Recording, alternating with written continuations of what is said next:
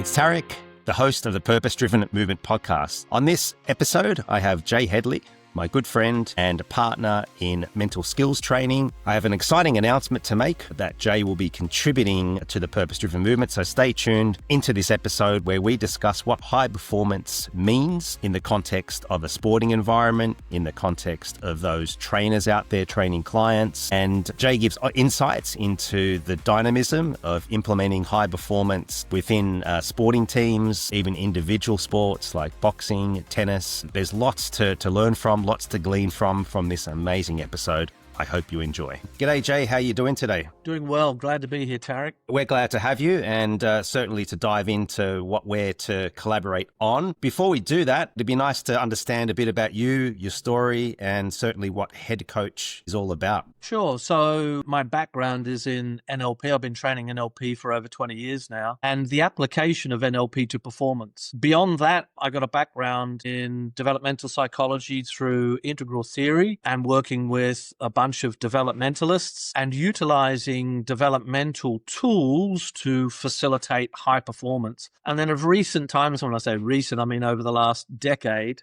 I've really focused on high performance sport. I love sport, Tarek. I love sport for a very specific reason. Developmentally, sport is a bridge between the early stage of development and the later stages of development. And it's a necessary bridge. It's performance and discipline and focus and intentionality are necessary bridges to the later stages of human development. And so I love sport because it wakes us up and it grows us up and forces us to work as a team. It forces us to work as a collective and get the collective benefit of our humanity. And so sport is really where my heart is at these days, where I like spending most of my time.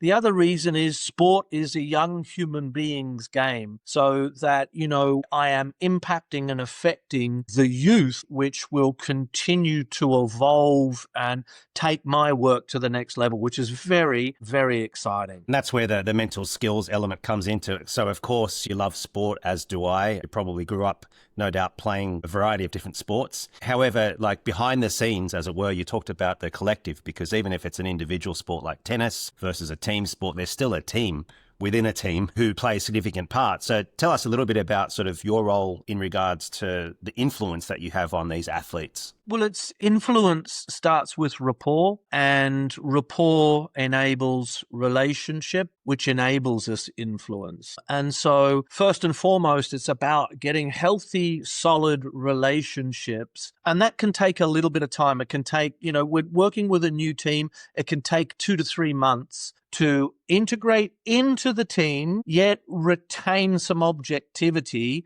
by looking at the team simultaneously. And so people would call that gaining trust. I call it facilitating relationship and a depth of connection that trust is a byproduct of. And then once that is formed, I can really help with the framing and reframing. I can really help with the meaning that drives the performance and really honing that meaning for the audience that I'm talking with in a way that is super relevant to the challenges they face, to the personal challenges and opportunities that they have, to the collective challenges and opportunities that the team has available to it, and helping them do 4 things. Wake up to bring awareness to their stuff. Everybody has stuff. I have stuff, Tarek. You have stuff. All athletes have stuff. And bringing awareness to how that stuff is playing out for them helps them do the second part, which is growing up. And growing up means vertical growth. So waking up is horizontal growth. It's waking up to your capacities and capabilities and the things that hold us back. Vertical growth is growing up. It's growing up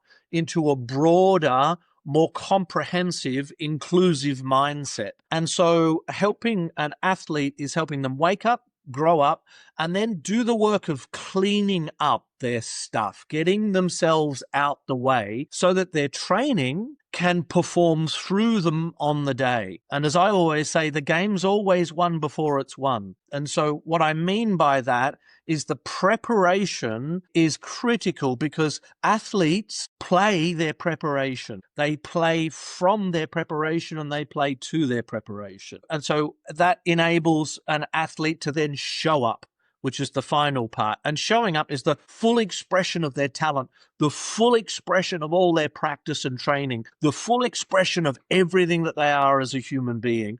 And when it occurs, it's absolutely brilliant to be part of. And as you like to say, and we discuss in the mental skills training program, the inner game drives the outer game. So that's the ultimate outcome, isn't it, of really mentally overcoming those barriers, those blocks, whatever they might be, as you alluded to in that cleaning up process. So very powerful stuff. And a recent example is that you've been working with Fiji Rugby, you've worked with boxers, you've worked with a variety of different athletes and teams. What would be a recent example, given, let's call it Fiji Rugby, and some of the elements of how you approach that rapport building, and therefore kind of how you then gain trust with those athletes and how that becomes all pervasive? The Fijiana 15s recently went to England and competed in the World Cup. They came in as number 14, so they're in the second tier of high performance rugby. They made it into their second ever World Cup. Coming in at number 14, people treated them and looked at them like they were dead rubbers. Getting in and helping the team understand what is the difference that's going to make the difference in a high performance mindset to go with. And this is where mental skills alone cannot deliver high performance outcomes. I can be the best high performance coach in the world, and if I don't have, and I'm not working with, a really good head coach who knows what they're doing technically, tactically, and strategically, and they don't have the players' trust and they don't have the bond with the players to be able to enable them to influence the players, then what I'm doing won't make a pinch of difference. But when we have that, when you have someone who's in the high performance director's role, who can govern and oversee and protect the team from the politics and all the things that go on in all high performance environments, when you got someone like that, and you got a head coach who damn well knows what they want to do, when you've got those two elements right, when you bring in mental skills in there, it is then the difference that makes the difference. Because I can show individuals and I can show teams what they need to do to harness their intentionality, focus on the differences that make the difference, and enact them in the moment under pressure. And that's the key. And when that occurs, we start to get momentum. And in the World Cup, we saw that in the first game against Canada. Unfortunately, we got beaten 65-7. It was Canada are a number 2 in the world. We're number 14. You'd expect that result. We still put a try on them, and it was a bloody good try. I've got to say, it was probably one of the best tries of the World Cup. So we then came back. There's a social media onslaught. The ladies are under an immense amount of pressure. They're reading all this social media garbage about how crap they are, which is just not true and has no basis in fact. And so I helped them understand, I helped the captain and some of the others really understand how to let go of those words, let go of those perspectives and refocus themselves and actually show them that they're incorrect. Show them not through what they say, but what they do. And so again, the second game against Scotland, we probably should have won it. Scotland are number 8 in the world and number 14, yet they only beat us 29-15. We had 2 tries that were disallowed, and we probably bombed a couple as well. We had 2 yellow cards and a red, and we still only lost by 2 tries. And so to come that close, for really only discipline to let us down. In the third game, we beat Wales 28-25. Now, Wales are a Six Nation team. They're up to number 10 in the world, so they're still ahead of us, yet their performances haven't been great. Yet they're still a Six Nations team, and we turned them over, and that was highly unexpected. They experienced it as a devastating loss, and it would have been for Wales Rugby, and I understand that.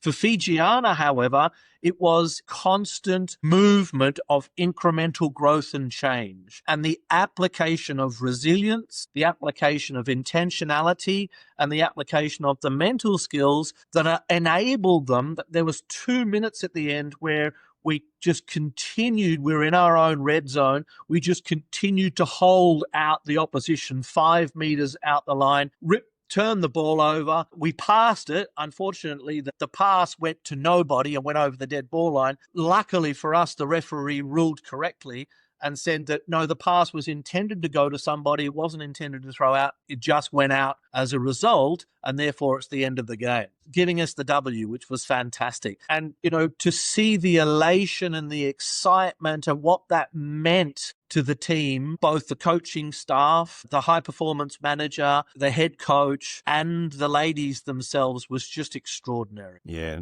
No doubt. I mean, that's a great example of seeing progress across 3 games, which will bring in them this tremendous momentum moving forward, which you alluded to earlier. That's amazing, Jay. Now, we have some news here. So we are collaborating with you and the head coach on a regular segment here on Purpose Driven Movement, which will be very exciting because I feel like you're one of the best at it in this space. And of course, we've got the mental skills training program together where we're co-writing a book, all of these good things. Tell us a little bit about head coach and perhaps then segue into the kind of monthly segments or the interviews and the types of guests who will be coming on. Yeah, so I'm launching the head coach brand, and the term head coach came from one of the players I work with who went to me. They said, "I've worked you out. You're a head coach, eh?" And it stuck with me. And I thought, yeah, that's a great line and it's a great brand. So I decided to make that my mental skills brand. And so head coach is really about generative development. It is about growth and generating new potential within individual athletes and teams. It's helping individuals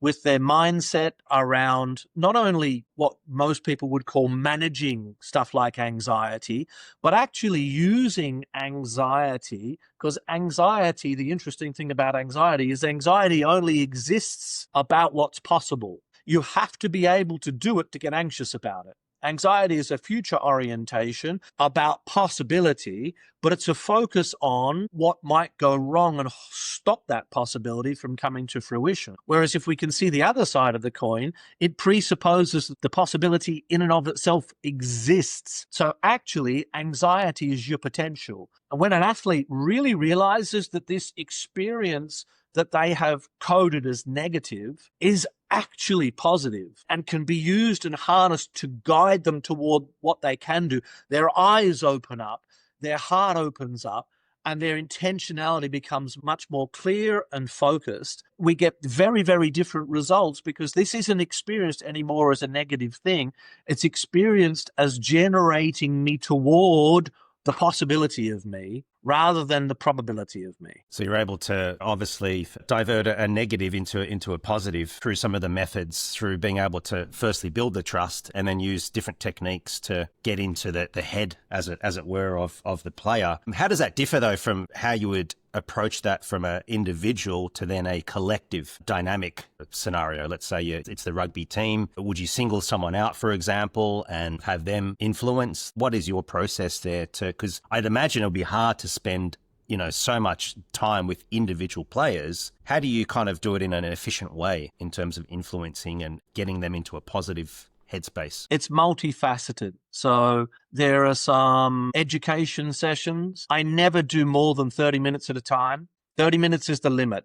An athlete usually has a high level of kinesthetic or somatic intelligence, and so their body needs to move. And so usually I'll do a 30-minute session once a week, for example, with a team where we just cut through into some really basic core educational principles on the crafting of mindset, the crafting of resilience, understanding what real leadership is, understanding the different roles that they can play, understanding how to reframe, understanding how meaning drives performance and so on. And then on-field processes and sessions, for example, with the playmakers, with the kickers during training time. So when the kickers are kicking, working with them on visualization skills, working with them on intentionality skills, working with them on high-performance mental skills, actually out on the field. That's often one-on-one, one-on-two, one-on-three, one-on-four, working with the playmakers in terms of honing their intentionality, in terms of expanding their peripheral skills to be able to take in space peripherally,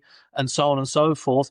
But where we get the really big leverage, Tarek, is actually working with the coaches rather than the players. The players are great to work with and it's necessary, but it's not enough. And so where we get the biggest leverage is when we have an impact on the coaching staff themselves to impact the players. Now we've got a compounding impact. My impact with you impacts them multiple times, because if we got 18 staff and we've got 18 people impacting them, it's far greater than what I can do. And so that's where the real leverage comes about, helping the coaches and the staff understand how to use language, how to communicate efficiently and effectively, how to ensure that their intention and their communication matches the application of their communication and so on, and helping them through the stuff inevitably that they're facing that might be either holding them back or getting in the way of their performance, to help them help the players. Yeah, and by that, you're affecting culture too, I imagine. And that's a massive thing in sport. Culture is a huge part of it, yeah. So in performance, we're working on mindset, we're working on culture set, we're working on the behavior set, and we're working on the environment and the systems, processes, and context set. So we're working on all four of those simultaneously. Yeah, which is a crazy good, that scenario-based element, which is real time, those pressure moments, at least from a training perspective. And then the education side, I think's a great approach too, Jay, because at least the athletes themselves are going through some sort of seminars, as it were, but also developmentally growing at the same time. And then I might do some 15-minute moments pre-game, for example, where there's a single message that drives intentionality into the game that is linked to them, their performance, their opposition, where they're at, the context in which they're in, that where we want their mind to go. Given all of that, I might spend a 15-minute session just honing perspective so that they're left with, right, this is what we're about. This is what this game's about. This is why it matters. This is what I'm here to do. And that clarity is what they leave with. And those sessions are probably some of the most important sessions. And sounds like a little bit more vision-based, even ecological as well. So you're really setting that environment up for them for success. And of course, the coaches themselves are full-time. It makes sense that you'd want to impact them, given that you might have a short amount of time to spend and be as impactful as possible. Yeah, that's fascinating to sort of dive in, Jay, to what you get up to, for example, and mental skills coaches would ordinarily get up to, and some of the processes there. It sounds fascinating indeed. And that segues into the exciting segment that you'll be providing and interviewing some special guests who are either coaches or players. Did you want to touch on that a little bit about what to expect? Yeah, so you and I'll be interviewing some very heavy hitters in the field of high performance who'll come in and talk about the application of these mental skills and how their application facilitates performance to make it more real. It's not just me speaking about what it is I do, but it's them speaking about the impact and the application of that and how it makes a difference. And so we'll have people from a variety of fields. We'll have some performance coaches. We'll have some strengths and conditioning coaches. We'll have some actual head coaches coming on in. We'll have some high performance directors coming on in. So we'll have people from all walks of high performance coming in and talking about it from different aspects and different angles, what it is they're seeing and what is the difference that makes the difference in our approach, that makes it so powerful and makes it different from things like sports psychology, for example. I am not a sports psychologist, and I do not want to be a sports psychologist. Not that there's anything wrong with a sports psychologist, but that's just not the field that I play in. Sports psychologists play in health, well-being, and the mental health space mostly of players with a little bit of high performance, whereas that's not what we do. What we do is not about fixing something, but about crafting the mindset, the attitude, the culture, the behaviors, the environment toward high performance from not just the players, but from the high performance director through the head coach, through the coaches, through the staff, through the players into performance. And it makes what we do very, very different. And I'd love to be able to have the space, and this is going to be a great opportunity to do so, to have those conversations and pull from the people that I've worked with so closely over a number of years, the truth around the difference that it's actually making in actual performance. Yeah, that's terrific. If you don't mind, can we touch on how mental skills and a sports psychologist would coexist? best would work together.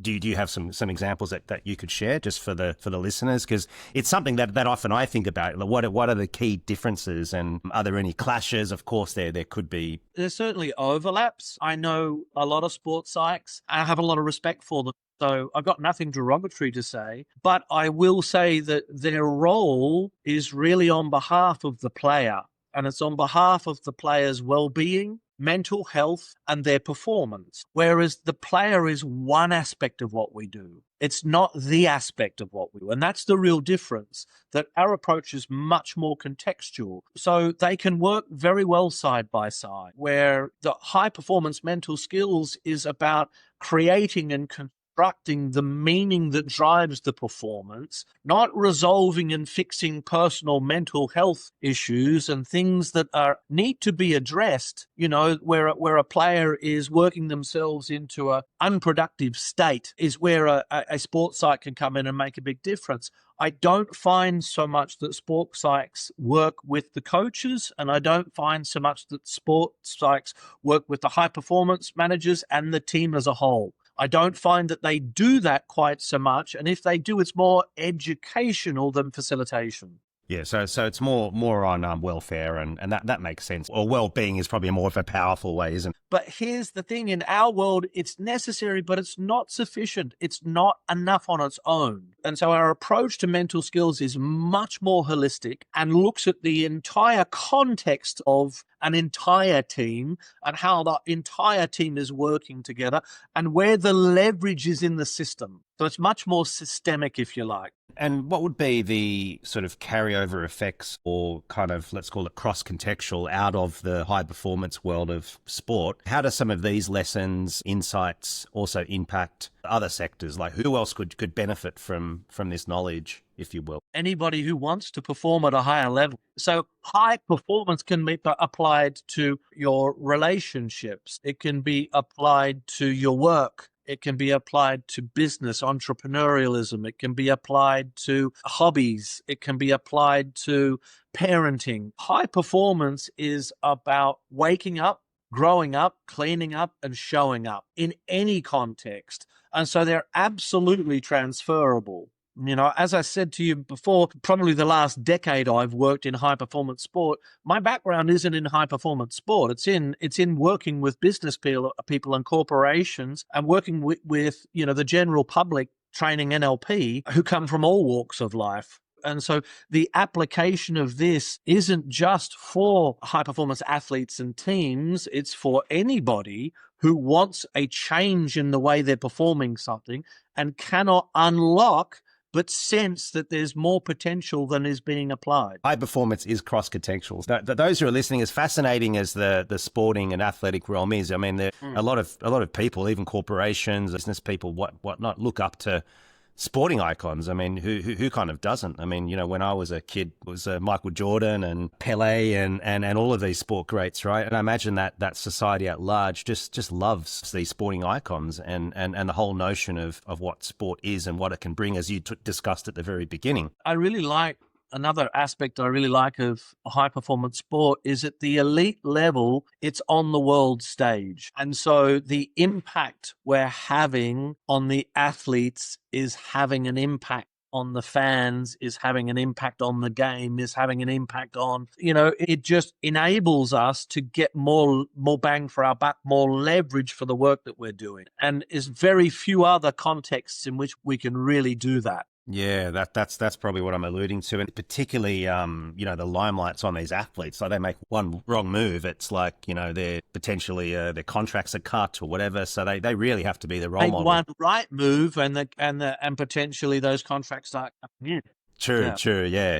And there are kids. Everyone, seems to be looking up to them. And so, yeah, all of this is powerful stuff. And we look forward, Jay, to having some of these amazing guests and the topics as well, which will help complement the Purpose-Driven Movement's mission, which is to bring great conversations to listeners in and around health, well-being, sport, fitness, and all of those things. So that's one of the motivating factors of why I've kind of got you on board, is to kind of draw in that high performance mental skills space. And of course, if you wanted to talk a little bit about, touch on the book, perhaps that will be released early next year, as well as the mental skills training program that we're going to launch later today, our 4th intake. So there's obviously ways that people can get educated themselves into mental skills and perhaps becoming a qualified mental skills coach through the program. We'll be setting our 2026 dates up over the next couple of weeks, and so we'll talk about that in our next podcast. It's the program, the mental skills program, is an online live. The reason it's online live is because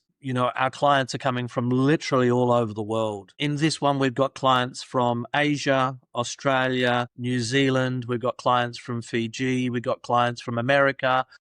All over the UK and Europe. Online live is a sensible space given the audience, and it means that we can record the session, and it means that we can upload the session to our learning management system and provide access so that the participants can review. It's a 12-week program. Each session is 2 hours, so it's short, sharp, intensive for 2 hours once a week over 12 weeks. And it is really an immersion in a under-resourced, under-understood area of performance. Most of the people that are coming in will be PTs, strength and conditioning coaches, physios, coaches, aspiring coaches, people in performance roles, and the occasional athlete themselves. And so we do get a variety of people in there coming in for a variety of reasons, but what they want to learn is they want to learn how to apply mental skills to motivation,